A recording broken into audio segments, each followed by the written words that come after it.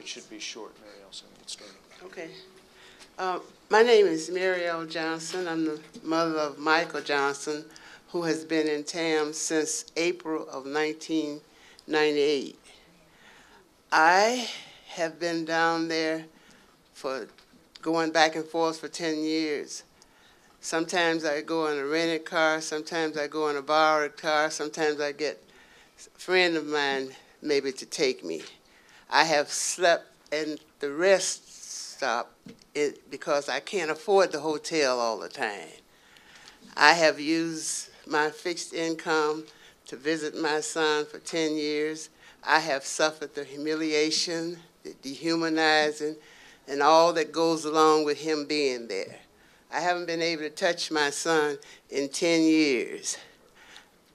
The things that go on at Tamms and that affect the family, it's just, to even talk about it, it bothers me because I just try to live with it and do the best that I can. And when I think about, as Jean mentioned, about the animals, I've been trying for some time to find out how I could make a contact with the Anti-Cruelty Society. If I could get some of them to go with me so that they could understand what my son is going through and what I've been going through as a mother. What have we did? I have never been arrested for anything. What did his children do? Why are we tortured like this?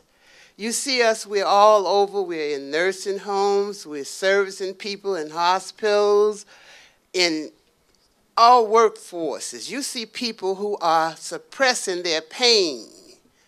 We're carrying around anguish and pain because we feel that no one cares. And sometimes it turns to shame. We cannot even express publicly what we feel.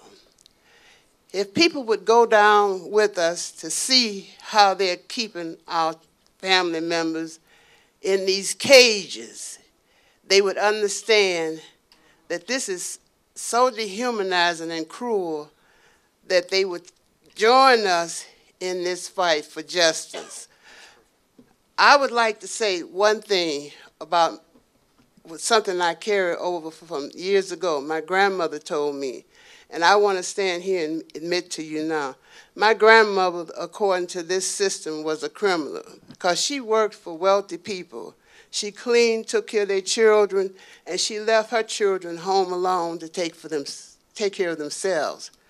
And my grandmother shared that the only time she could afford a treat for her children was when, on her way to the garbage, she would wrap up the food that she was supposed to throw away, cakes, cookies, or ham, or beef, and wrap it up and put it down in her bosom to treat her children. So according to this system, my grandmother was a criminal, and she would have been beat or in prison for trying to provide for her family. I'm a mother, and I'm still fighting for my son.